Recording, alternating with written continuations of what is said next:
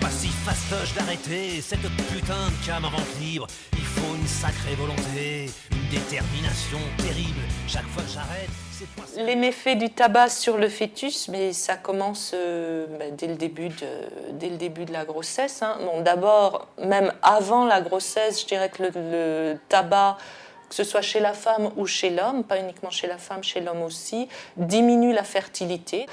Il est responsable de nombreuses fausses couches spontanées.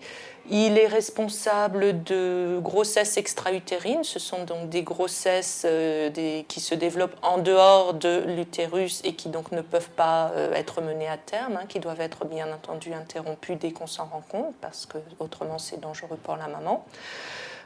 Il est responsable aussi de problèmes comme qu'on appelle de placenta previa, qui sont des placentas qui sont placés au mauvais endroit, qui sont placés à cheval sur le col de l'utérus, ce qui fait que au moment de l'accouchement, on est obligé de faire une césarienne puisque le bébé ne peut pas descendre.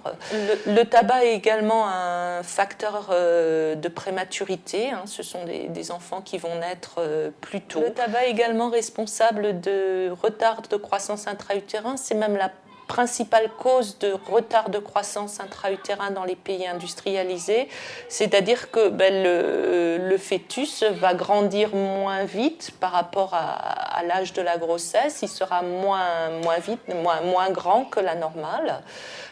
Ça va être également des bébés qui, à la naissance, donc, seront plus petits, auront plus de problèmes directement en postnatal et puis dans les premiers mois de la vie, avec une maturation des poumons qui est moins bonne, de moins bonne qualité que chez les bébés dans un environnement qui naissent dans une famille non fumeuse et qui ne sont pas exposés au tabac avant la naissance ni après la naissance. Chez les mamans qui sont des grosses fumeuses, il y a également un syndrome de sevrage à la naissance chez les bébés. Donc ce sont des bébés qui vont être très très agités à la naissance, en plus de tous les problèmes qu'on vient de citer, et qui vont avoir un véritable syndrome de sevrage puisque la nicotine passe dans le sang.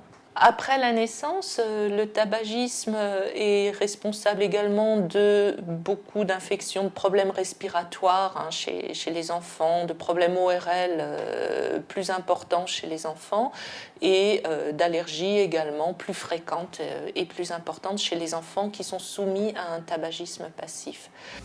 C'est pas si fastoche d'arrêter cette putain de cam en vente libre. Pour réussir à arrêter de fumer, diminuer un petit peu, mais à fumer, je dirais, toujours d'une quantité trop importante quand on est enceinte. Au jour d'aujourd'hui, j'ai toujours pas arrêté de fumer. Par contre, la différence, c'est que je pense que là, je suis sur la bonne voie pour arrêter, puisque là, ça commence sérieusement à me fatiguer, puisque là, le bébé est là et qu'il faut s'en occuper, et que sortir dehors quand il commence à faire froid, c'est pas forcément ce qu'il y a de mieux.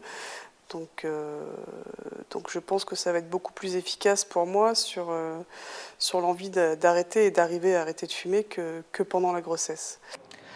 Alors, une maman et un papa qui souhaiteraient arrêter de fumer, je crois que c'est bien de leur dire d'aller consulter un tabacologue ou quelqu'un qui fait du sevrage tabagique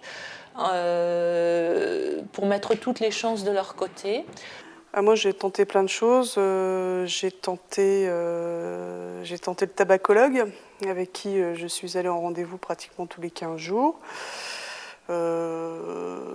Ça a été efficace puisque ça m'a permis d'arrêter de fumer, notamment en voiture, à des endroits et des moments effectivement clés de la vie quotidienne où là je m'interdisais de fumer. Donc ça a fonctionné, ça m'a permis de ralentir quand même un petit peu, mais pas arrêter définitivement.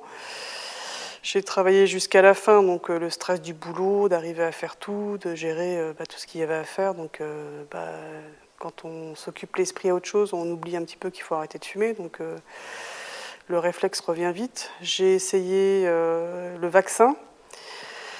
Alors c'est un vaccin qui normalement c'est comment on appelle ça ? Ce sont des feuilles de tabac en fait qu'on vous injecte. Donc c'est une injection sous la peau. qu'on fait dans le bras. Donc normalement, quand on fait ce vaccin-là, donc j'ai fait l'aller-retour Paris-Orange dans la journée pour aller voir un médecin qui se trouve sur Orange, qui est dans le corps hospitalier, parce que c'est un anesthésiste, je crois, qui fait l'injection de ce vaccin, où il vous dit qu'effectivement, à partir du moment où on fait ce vaccin, on n'a plus du tout envie d'arrêter de fumer. Donc j'y suis allée avec mon mari, on a fait le vaccin tous les deux, donc lui est aussi gros fumeur, puisque bon, pour arrêter de fumer, c'est bien d'arrêter de fumer à deux, donc là c'était pas le cas, donc c'était d'autant plus difficile. Donc il a fait le vaccin avec moi, je dirais que l'effet sur moi a duré à peu près 15 jours, où effectivement pas du tout l'envie de fumer, ça a stoppé net l'envie. Sur mon mari, lui, ça a duré 3 jours. Les femmes enceintes, bon, il y a essentiellement 2 types d'aides au sevrage tabagique qui ont été validées scientifiquement et qui ont prouvé une efficacité supérieure au placebo. Ce sont les substituts nicotiniques, sous toutes leurs formes, hein, les patchs, les gommes, les pastilles à sucer. Et puis l'autre, c'est le bupropion qui est connu sous son nom commercial Zyban pour arrêter de fumer.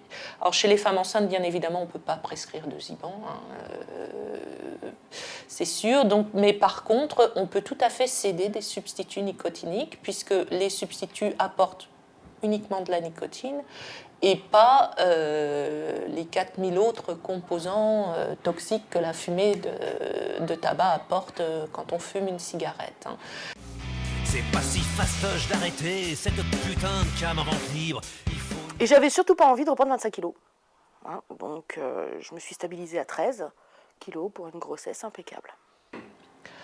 Il faut effectivement faire un petit peu attention à la façon dont on mange. On prend du poids, pourquoi quand on arrête de fumer? D'abord, c'est pas tout le monde. Hein. Il y a un tiers des gens qui arrêtent de fumer, en gros, qui ne prennent pas de poids. Donc, c'est pas une fatalité. On prend du poids, ceux qui prennent du poids, c'est pour plusieurs raisons. D'une part, c'est parce qu'il y a une mauvaise hygiène alimentaire. Parce qu'ils ont tendance, quand ils sont énervés, les personnes ont tendance à compenser sur la nourriture, à grignoter, à se tourner vers des choses très sucrées. Donc c'est vrai qu'il faut faire attention un petit peu à la diététique, à ce qu'on mange, sans se mettre au régime. Parce que quand on est enceinte, il ne faut pas faire des régimes restrictifs, il faut aussi veiller à avoir une alimentation équilibrée, etc. Et puis, il y a aussi le fait que le tabac donc, accélère le métabolisme basal. Hein, la nicotine accélère ce qu'on appelle le métabolisme basal.